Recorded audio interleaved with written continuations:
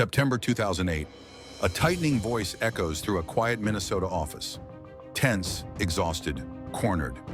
The man speaking was once celebrated as a visionary entrepreneur, a savior of struggling brands, a symbol of Midwestern business success. Now every word he utters is being recorded by the FBI. "We're going to come up with some story," he says. "I'm trying as hard as I can to figure out how to get out of this." Across the city in a federal safe house, one of his closest confidants listens in silence. A woman who once helped build his empire, now helping dismantle it. Agents are preparing to move. A decade-long illusion is seconds away from shattering, and the collapse of a $3.6 billion Ponzi scheme is about to make history. But the story of Tom Petters doesn't begin with fraud or fear. It begins, like so many great American tragedies do, with ambition. Tom Petters grew up in St. Cloud, Minnesota, one of 7 children in a blue-collar family. By his teens, he was selling electronics from his bedroom, dreaming of breakthroughs far beyond his small-town life. He dropped out of college after a single semester, convinced that business, not education, would be his path out.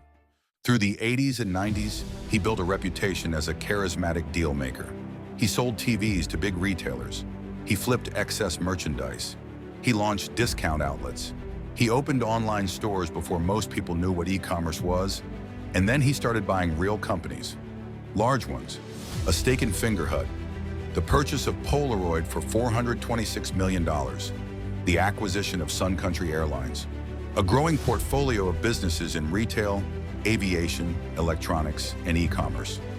By 2007, the Petters Group was a local empire. 60 companies, thousands of employees, hundreds of millions flowing in and out. To the outside world, he wasn't just successful, he was unstoppable. But the truth underneath his empire was hollow. The fraud began quietly. Petters started soliciting private loans for what sounded like a simple, lucrative operation, short-term financing for large shipments of electronics. His company, he said, bought TVs and gadgets at a discount and resold them to major retailers like Costco and Walmart. Investors would fund the purchase. Petters would resell the goods. Both sides would share the profits. And the returns, 15 to 25%, often in a matter of months. It was steady, predictable, almost magical. There was just one problem. There were no shipments, no electronics, no deals with Costco, no warehouses full of merchandise. Everything, every invoice, every purchase order, every proof of sale was fabricated. Behind the polished corporate image was a classic Ponzi scheme. New investor money paid old investor returns, and forged documents kept the illusion alive. Yet the lie worked because Petters blended fiction with reality. He truly did own major companies. He truly did employ thousands. He truly did have a sprawling business network. His fraud lived in the shadows of his legitimate empire, protected by its size and reputation. The scheme grew because Petters built an entire ecosystem to support it. He created fake supplier companies, supposedly independent electronics vendors, which were secretly controlled by his associates. Investors would wire millions to these vendors, believing it was funding inventory. In reality, the money was immediately funneled back to Petters. The paperwork looked perfect.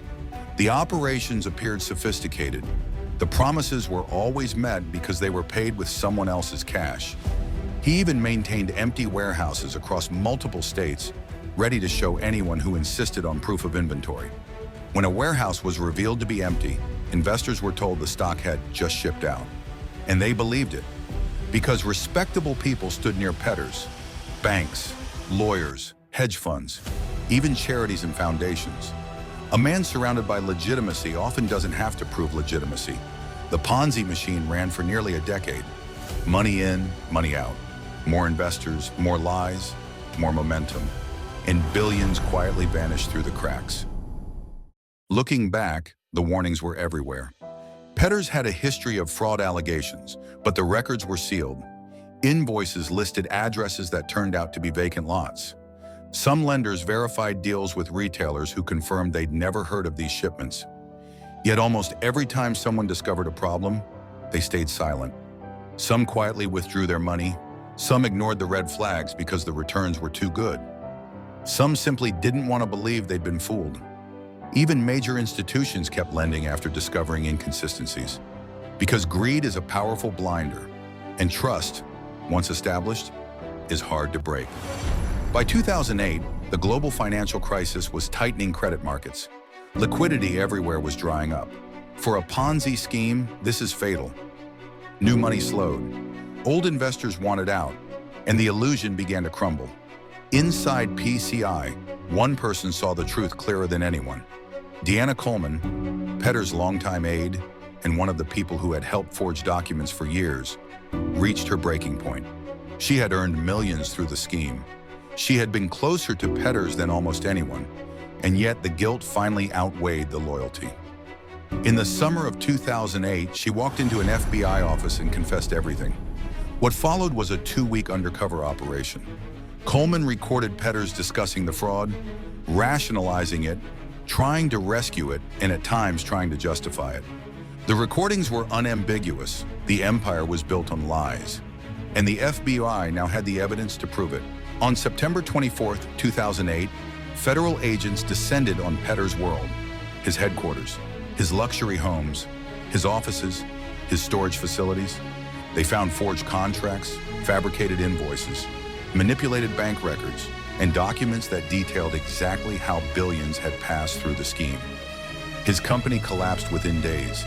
His holdings began falling like dominoes. Country Airlines entered bankruptcy. Polaroid went into receivership. Investors panicked as they realized the truth. And Tom Petters, the once unstoppable mogul, was arrested. In court, Petters maintained his innocence. He said he was unaware. He said others acted without his knowledge. He said he never intended to deceive anyone. But the evidence was overwhelming. The tapes from Deanna Coleman, the financial records, the testimony of former associates, the massive trail of fabricated documents. It took the jury 5 days. They found him guilty on all 20 counts: wire fraud, mail fraud, conspiracy, and money laundering. In 2010, Tom Petters was sentenced to 50 years in federal prison, effectively a life sentence. At his hearing, he expressed remorse. He said he felt anguish for those he'd harmed. He claimed he wished to make amends, but for thousands of victims, the damage was irreversible. Families lost savings, charities lost donations, foundations collapsed, retirees were wiped out, businesses shuttered, and trust, the most valuable commodity in finance, was shattered. Petters' associates were prosecuted one by one. Some received a decade or more, some cooperated and received less, and some, like Coleman, served shorter sentences but carried the weight of their choices for years. Over time, only a small fraction of the stolen billions was ever recovered. The Petters story disappeared from headlines, overshadowed by even larger frauds like Madoff. But in Minnesota, his fall remains one of the most painful financial betrayals the state has ever seen. Today, Tom Petters sits in a federal penitentiary, unlikely to ever breathe free air again. An empire of dreams replaced by a cell of cold steel. The story of Tom Petters isn't just about greed. It's about the power of belief. Investors believe the paperwork. They believe the returns. They believe the man behind the smile.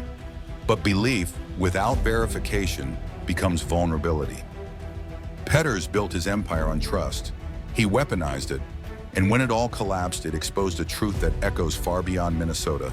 The greatest scams are never built on lies alone. They are built on hope, credibility, and the longing to believe in success. The question that lingers long after the dust settles is simple. How do we protect ourselves in a world full of convincing dream sellers from the next polished liar who promises the impossible?